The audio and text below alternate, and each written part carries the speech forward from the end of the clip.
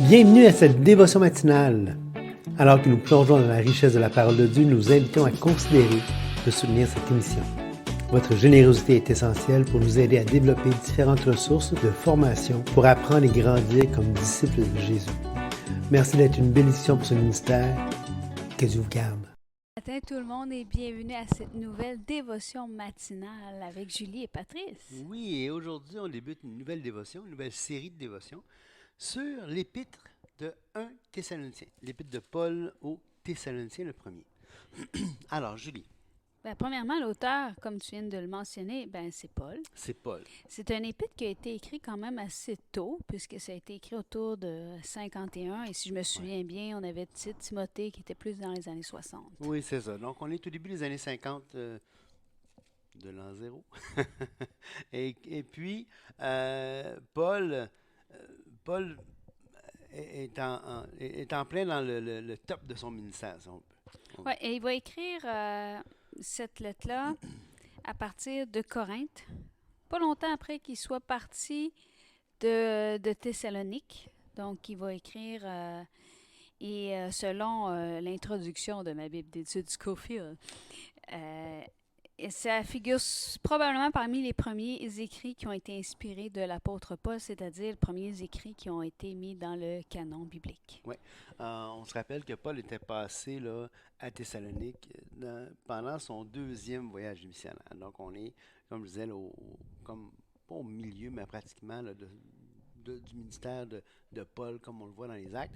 On est quand même, il passe là dans Acte 17, 28 chapitres au livre des Actes. C'est sûr qu'on vient de commencer, chapitre 9, chapitre 10, la vie de Paul, la biographie de Paul dans Actes commence. Donc, on est au chapitre 17, il est en plein voyage. Dans Acte 17, on le voit aussi là, un peu plus loin. Au début d'Acte 17, il est à Thessalonique, puis après ça, il s'en va vers Athènes. Il va y avoir le discours sur l'aréopage. Donc, on voit vraiment que c'est un moment là, pétillant dans la vie de Paul. Et on va voir que dans cet épître-là, qui s'adresse particulièrement à des nouveaux convertis de Thessalonique, c'est-à-dire des gens qui ont adhéré à la foi en Jésus-Christ pour leur salut depuis peu, mais qui vont avoir été déjà relatés, c'est-à-dire que Paul a déjà reçu des bonnes nouvelles de leur part concernant leur amour, leur fidélité, leur foi.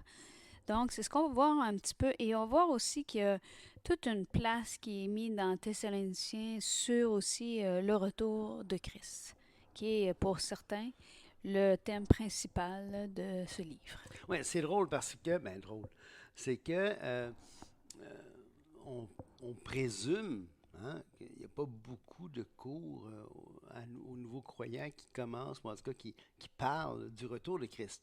On parle surtout de la marche, on parle surtout de grandir dans le Seigneur. Tu sais. On ne va pas mettre tout de suite l'emphase sur l'eschatologie. Et pourtant, Paul, il écrit ça dans son deuxième voyage missionnaire. Ça ne fait pas tellement longtemps qu'il est passé à Thessalonique. Et puis, il leur a déjà parlé du retour de Christ. Oui, et je pense que c'est une question de motivation à la fois. Oui, tout à fait. C'est pas une question de focusser sur ça. Non. C'est vraiment une question de motivation à la fois et à la marche. Et je pense qu'on va le découvrir ensemble dans le texte. Mm-hmm. Patrice, est-ce que tu as autre chose à dire sur l'introduction? Non, je pense pas. Je pense qu'on peut dire que un peu, peut-être à moindre degré selon moi, là, comme Corinthiens, comme Galates, on a vu Philémon, des lettres qui sont très personnelles, où est-ce que Paul va se dévoiler beaucoup.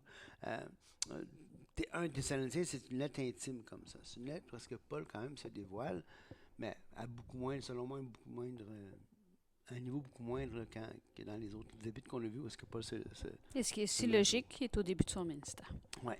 D'ailleurs, c'est intéressant, juste pour avant de commencer à lire, là, en note de bas de page, là, on nous dit que le ministère de Paul à Thessalonique n'aurait duré à peu près qu'un mois.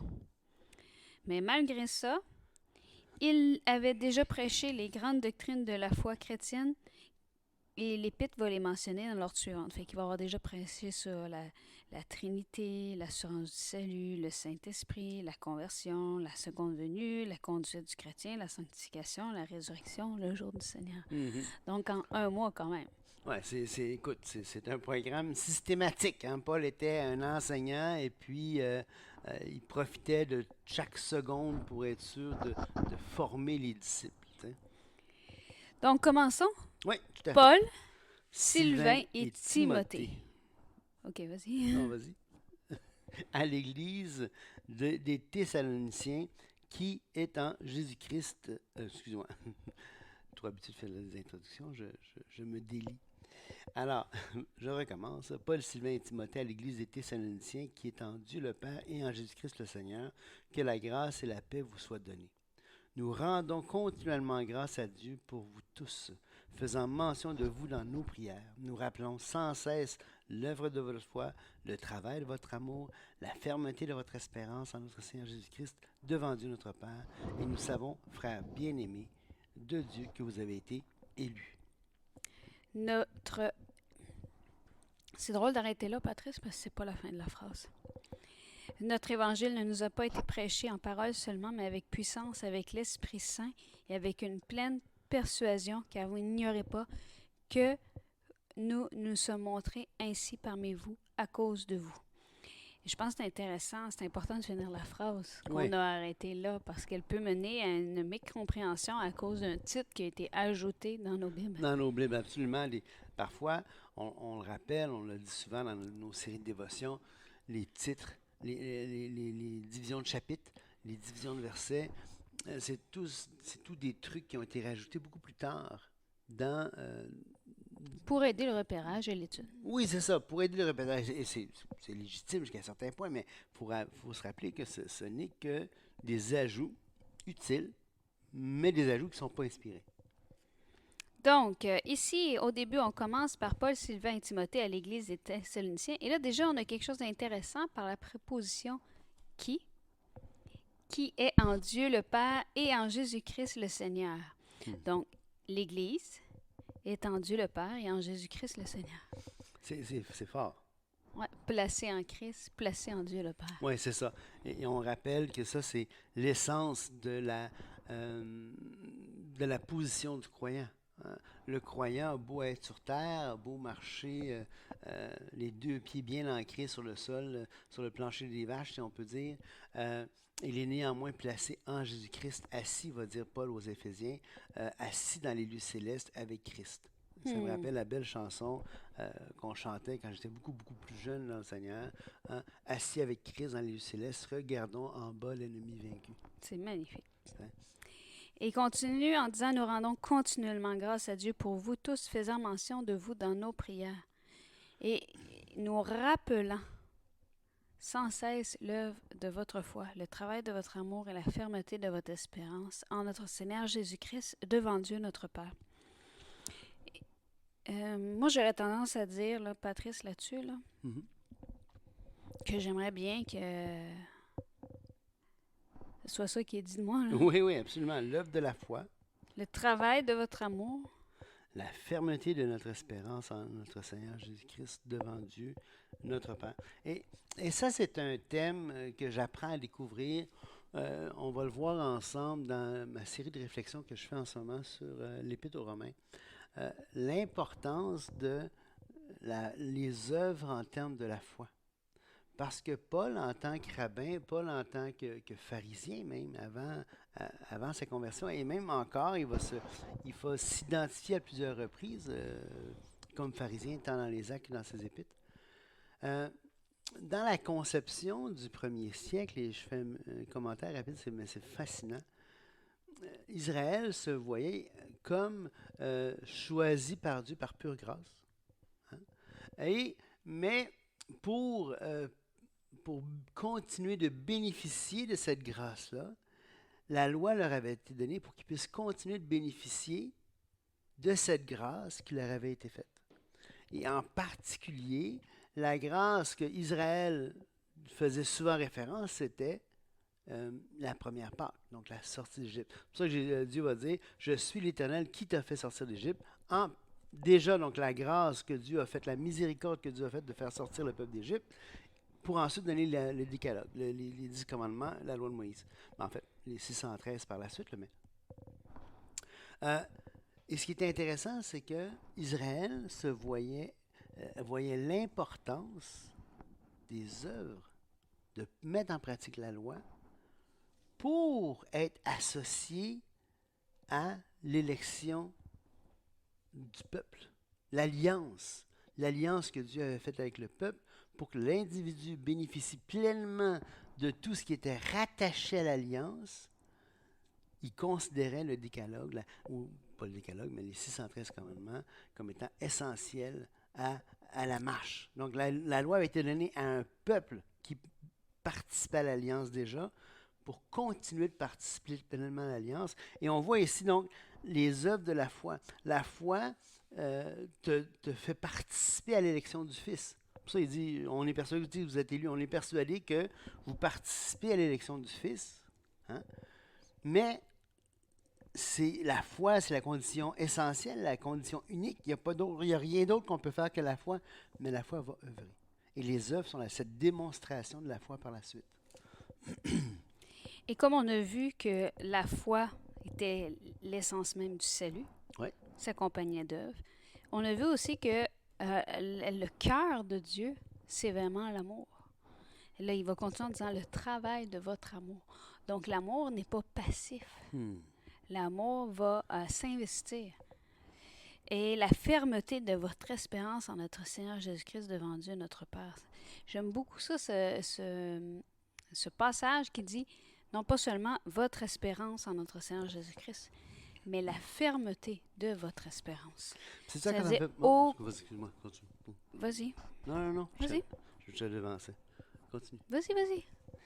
J'aimerais penser à 1 Corinthiens 13, la fin. Hein? Maintenant, de ces trois choses demeurent, la foi, l'espérance et l'amour. La plus grande de ces choses, c'est l'amour. Tout à fait. Et ce que je trouve beau ici, c'est la fermeté de votre espérance. Cette assurance-là. Quelque chose qui est ferme, c'est quelque chose qui est solide, quelque chose qui ne se fait pas ébranler. Et ça va continuer en disant, nous savons, frères bien-aimés de Dieu, que vous avez été élus. Notre évangile ne vous a pas été prêché en parole seulement, mais avec puissance, avec l'Esprit Saint et avec une pleine persuasion. Car vous n'ignorez pas que parmi nous, vous n'ignorez pas que nous nous sommes montrés ainsi parmi vous à cause de vous. Donc, on voit ici que il ramène que l'Évangile a été prêché avec parole, avec puissance. Et c'est parce qu'ils ont entendu et qui ont été persuadés par cet Évangile-là qu'ils sont élus. Exactement. C'est pour ça que je disais tantôt, vous avez été élus, point. C'est triste de ne pas continuer avec la fin du verset qui nous amène vraiment à dire pourquoi ils ont été élus. Bien, parce qu'ils ont cru en l'Évangile. Oui. Et l'élection ne précède pas la foi. Hein? L'élection, c'est on est élu en Jésus-Christ. C'est ce que Éphésiens 1,4 va dire. Et quand est-ce qu'on est placé en Jésus-Christ, c'est pas avant la création du monde. Paul, dans Romains 16, va dire que certains de ceux à qui il salue dans Romains 16 ont été en Christ avant lui. Alors, si on est élu en Jésus-Christ, ben c'est en Jésus-Christ qu'on participe à l'élection, et c'est au moment où on place notre confiance en Jésus-Christ seul pour la vie éternelle qu'on est placé dans le Fils. C'est à ce moment-là qu'on participe à l'élection du Fils. Et ici, en entrée de jeu, aux Thessaloniciens, Paul va dire à l'Église des Thessaloniciens qui est en Dieu le Père et en Jésus-Christ le Seigneur, que la grâce et la paix vous soient données, ils sont élus de par leur participation à l'élection du Fils. Et d'ailleurs, il va continuer en disant « Et vous-même, vous avez été mes imitateurs et ceux du Seigneur en recevant la parole au milieu de beaucoup d'afflictions avec la joie du Saint-Esprit, en sorte que vous êtes devenus un modèle pour tous les croyants de la Macédoine et de l'Achaïe. » Donc là, ça indique un peu le climat autour d'eux quand ils ont reçu la parole. Ouais. Fait que même si c'était au milieu de beaucoup d'afflictions, de tribulations, ça pourrait être traduit ainsi, mais ils l'ont reçu avec la joie du Saint-Esprit. Et cette attitude-là de recevoir comme ça le salut fait d'eux des modèles pour tous les croyants de Macédoine et de l'Achaïe. Et ce qui est intéressant dans ça, on se rappelle que Paul, ici, est en train de féliciter les Thessaloniciens pour leur attitude de cœur. Pourtant, des Béréens, on va dire qu'ils étaient d'un esprit plus noble que ceux de Thessalonique, parce qu'ils vérifiaient chaque jour, voir ce qu'on leur a été fait dans les Écritures. Alors, les deux attitudes sont excellentes. Hmm. Mais il y a une des deux attitudes qui est plus noble, non pas moins bonne, non pas meilleure, mais plus noble, parce que le point de repère, c'est l'Écriture. Hmm. Non seulement, en effet, la parole du Seigneur a retenti de chez vous dans la Macédoine et dans l'Achaïe, mais encore, votre foi en Dieu s'est fait connaître en tout lieu, de telle manière que nous n'avons pas besoin d'en parler. Ça, c'est magnifique. Ça veut dire que non seulement leur conversion était sincère, non seulement que leur conversion amène Paul à dire nous savons que vous avez été élus, que vous êtes placés en Jésus-Christ. Mais non seulement ça, mais on n'a pas besoin de le dire parce que votre foi parle. Exactement. Oui. Votre foi parle. Donc, leur foi rayonnait autour de Thessaloniciens. Donc, ils étaient vraiment des modèles, des phares, hein, que votre lumière luise devant les hommes. Jésus va dire aux apôtres dans, dans les béatitudes. On voit vraiment, pas les béatitudes, mais le sermon à ce moment-là. J'oublie comment on l'appelle en français, mais peu importe. Que votre lumière luise devant les hommes. Et c'est ce que les Thessaloniciens faisaient ici. Et d'ailleurs, on va voir au verset 9, car, donc on se rappelle, préposition car, qui explique ce qui vient d'être dit. Car on raconte à notre sujet quel accès nous avons eu auprès de vous et comment vous vous êtes convertis à Dieu en abandonnant les idoles pour servir le Dieu vivant et vrai. Donc, il y a eu une repentance, un changement de direction. Et pour attendre des cieux son Fils, qu'il a ressuscité des morts, Jésus, et qui nous délivre de la colère à venir. Donc, toute une espérance ici. Et on voit ici qu'il ramène la fermeté de votre espérance en notre Seigneur Jésus-Christ. Et cette espérance-là, c'est que pour attendre des cieux son Fils qui l'a resté des morts, Jésus qui nous délivre de la colère à venir. Quelle belle introduction, j'allais dire, mais quel beau premier chapitre de Thessaloniciens. Oui, on était... On est en feu ce matin. T'es efficace, hein? Le premier chapitre, fini. Bon. Pas au suivant, non. Non, c'est un très beau passage et je voudrais en faire ma prière ce matin, hein, vraiment que l'œuvre de notre foi, le travail de notre amour et la fermeté de notre espérance en Jésus-Christ puissent rayonner autour de chacun d'entre nous. Alors, soyez bénis. Amen. Au revoir.